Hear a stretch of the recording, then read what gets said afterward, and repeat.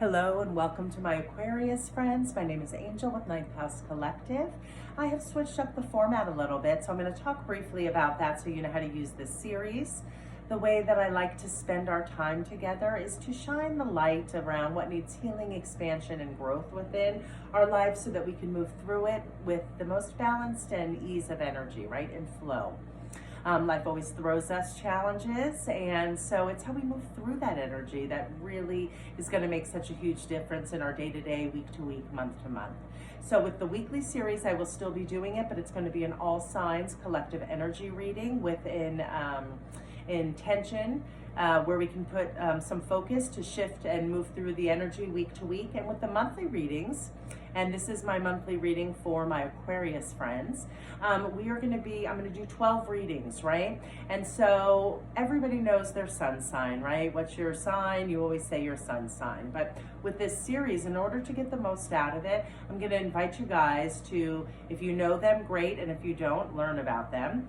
I want you to be watching each month your sun, moon, and rising. They're all different aspects of ourselves, right? So our sun sign, which everybody's familiar with, that is really about our ego, our identity, and our individuality. Now our moon sign, that correlates with our internal world, our emotional selves, right? That's kind of like the soul behind our identity, right? It's our deep world. Some things we're aware of, some things we aren't, but it is our deep emotional kind of self, right? And then we have our rising sign, and that's how others see us. Why? Because it correlates to what we show to others, right? Think of your rising sign as your social personality. We don't bring all of ourselves. There's parts of ourselves and aspects of our moon self that we keep hidden, right?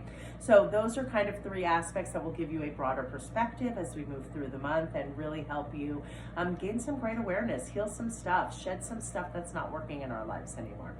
All right.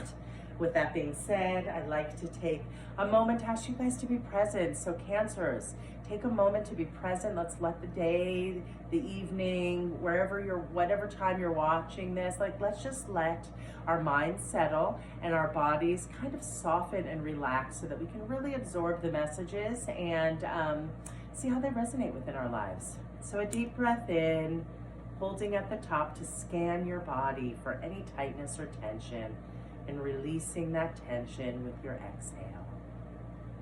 Take a few more breaths in that manner, in a way that's comfortable for you. And I'm going to take a second to ask to be a clear channel, connecting only to the energies of unconditional love, the utmost healing, and the highest wisdom, and only bring forth messages for the highest good of my Cancer friends to help them in healing and growing and in expanding. All right, let's dive in, my Cancer friends. I'm going to be pulling a card from the Tarot, from my Moonology Oracle deck, and also from my Goddess deck. And we're going to look at all of those messages, and I'm just going to open up and see what comes through for you guys. What is the message that Spirit has for my Cancer friends in regards to what needs healing or expansion within October? What is the energy? Okay. And again, this is for my Aquarius friends. I think I may have said Cancer. That's the one I just recorded. I'm going to actually take a second because I feel like I was disconnected. Really quickly, I want Aquarius energy. What is the message, Spirit, for my Aquarius friends for the month of October? Okay.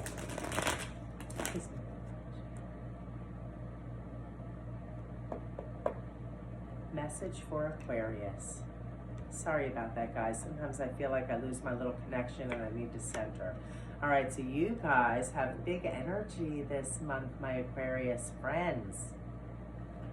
You got a major arcana and you got the Lovers card, right? So the Lovers really, it's two people on this card. They are naked. They are being raw and honest with each other, both speaking their truth, right?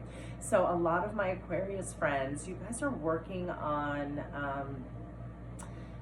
relationships. That's what I'm feeling for a lot of you. There is, lovers is, it's like, can be soulmate energy. It can be, our important relationships, but it's not only, it's not only about our partners, right? This is a general reading. So this card can really correlate to, being open and honest and having flow and harmony within all relationships, right? That includes the relationship with yourself, Aquarius. It includes the relationship with your partner, with your friends, family, coworkers, etc.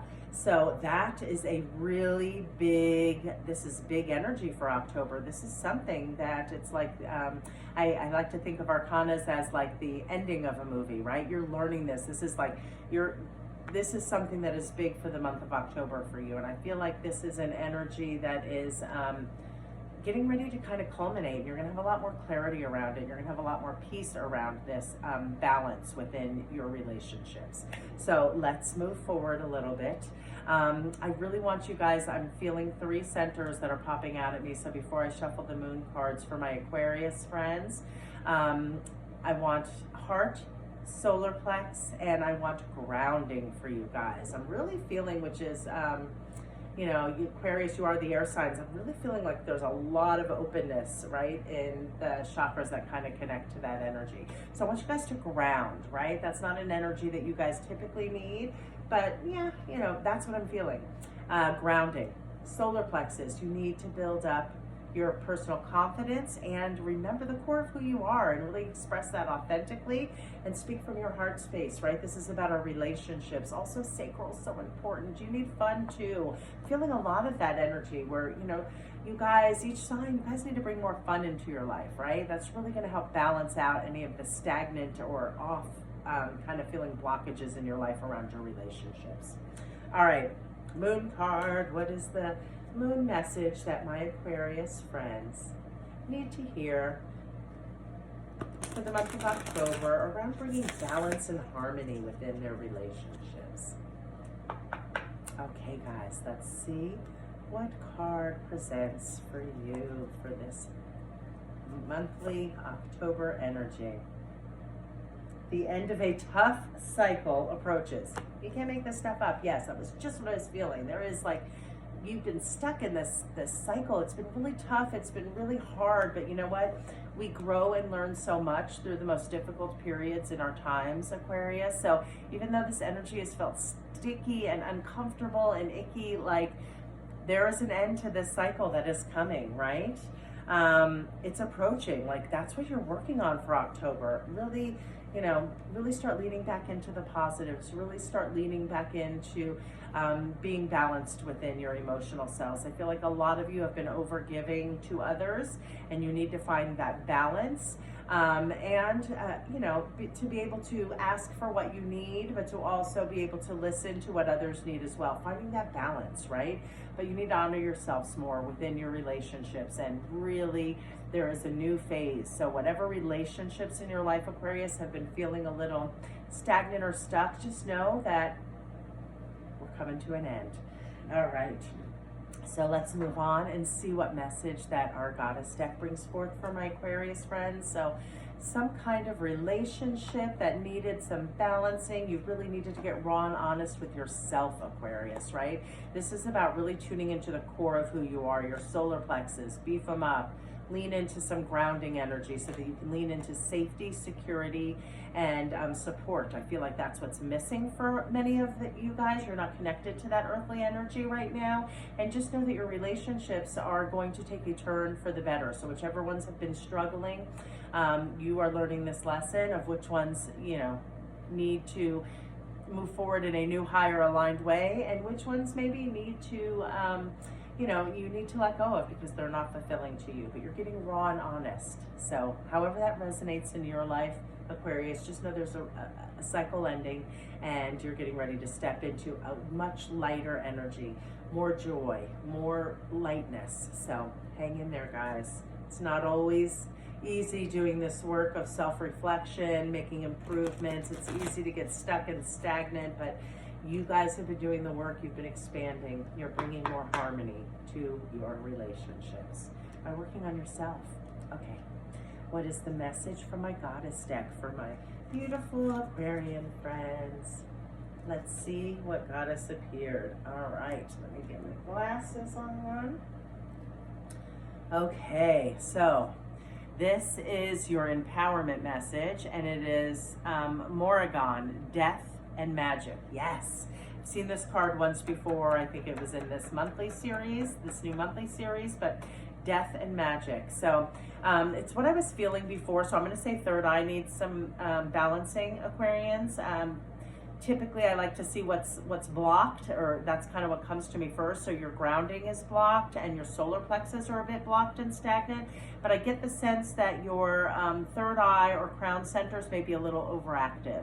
So those are two other centers that you can really work on to bring in this balanced, inflow, beautiful energy of the Lover's card. Because remember, the Moon card tells you the end of a tough cycle approaches.